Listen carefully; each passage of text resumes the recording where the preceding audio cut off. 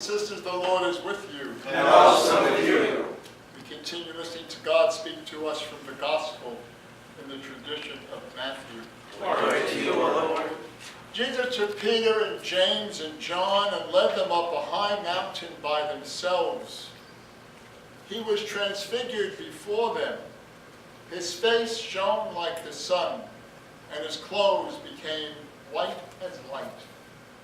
And behold, Moses and Elijah appeared to them, conversing with Jesus.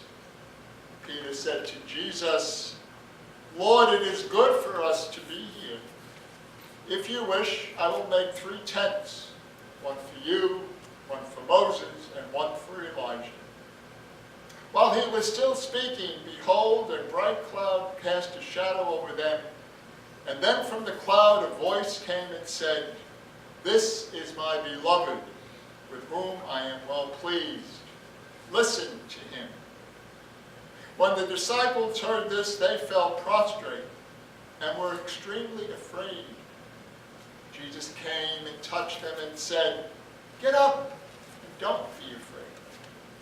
When the disciples raised their eyes, they saw no one else but Jesus. As they were coming down the mountain, Jesus charged them, "Don't tell the vision to anyone until the Son of Man has been raised from the dead." And this is the gospel, good news of our salvation. Praise to you, Lord Jesus Christ. By the words of the gospel, may our sins be blotted out. Amen.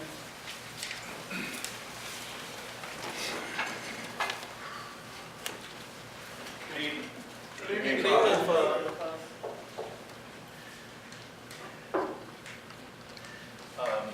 Every year, whenever we have the opportunity to read this gospel, I have to tell this little joke.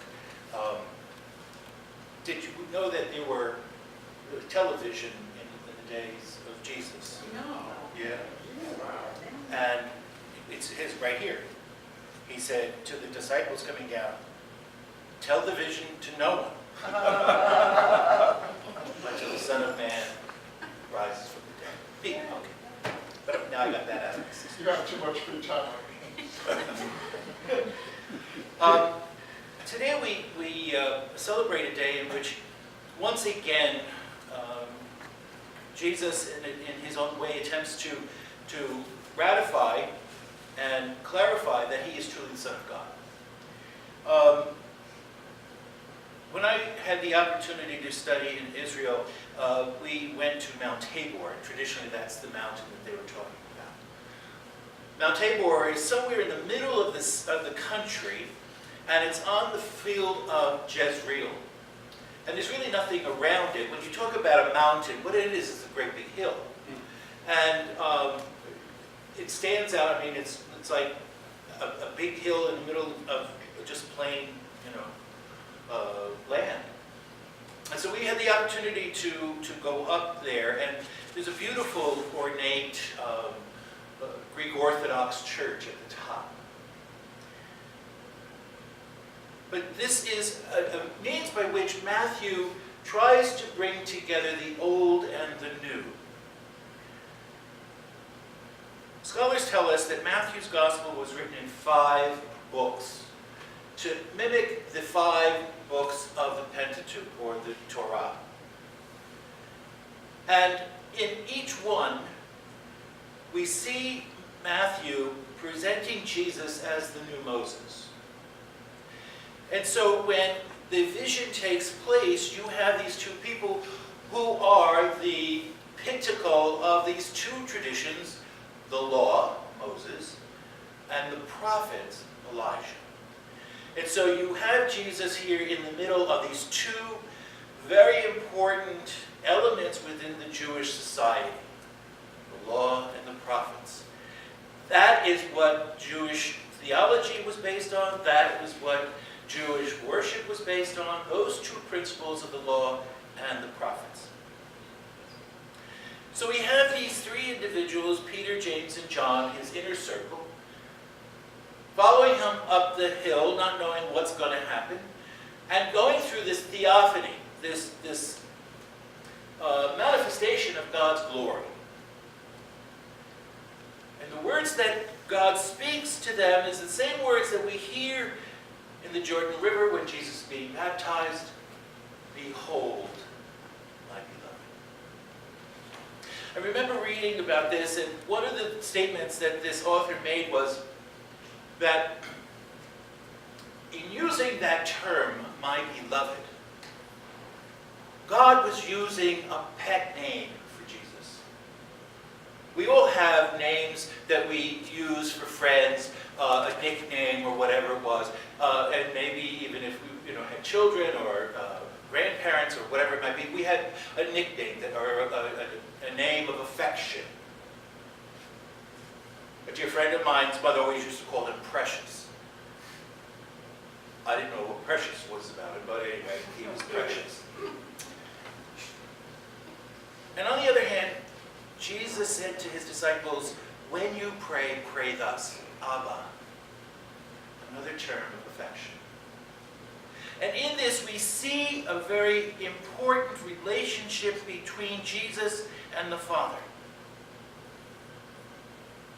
In recent days we've been reading a lot about the Trinity. And one of the things that an author said in his book said, you cannot divide the Trinity. Where Jesus is, there the Spirit and God, the Father, are present as well. Where the Spirit is, God and Jesus is there as well. And over again, he makes the point, once you start dividing the Trinity, that's where the evil one comes in to cast his doubts. Today, we listen to these beautiful words here again, and we stand in awe of this beautiful experience that they had on the mountain. And even with this experience burned into their memory, we still see them running away at the end of the story. We still see Peter saying, I do not know him, even in light of what he has witnessed. And it's like Peter had some amnesia effect and didn't remember anything of what he had seen in the 3 years or so that he was in Jesus' presence. The walking on the water, the transfiguration, the water being changed into wine, Jairus' daughter being raised from the dead, Lazarus being raised from the dead.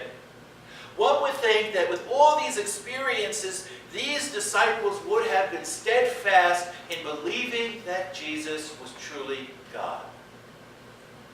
But somewhere along the line, something didn't click.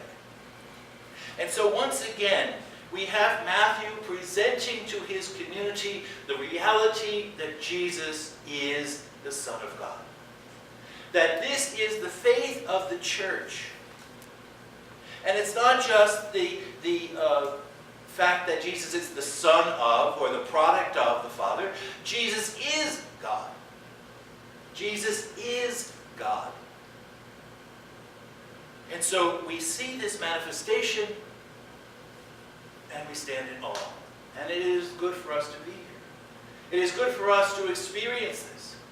Because the transfiguration is a promise to each one of us.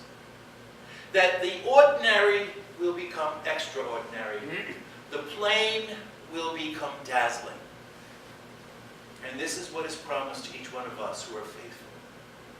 So as we celebrate this beautiful feast, which is highlighted more in the Orthodox Church than it is in the Catholic Church, let us pray that we stand in awe of the gift that God has waiting for us in his own good time. Let us stand in awe of the fact that Jesus invites us into this relationship with the Father and the Spirit. This beautiful dance that takes place in the heavenly court. We are asked not just to be spectators watching a ballet, but we are invited, encouraged, cajoled to enter into the dance. And that is what we celebrate today. God bless.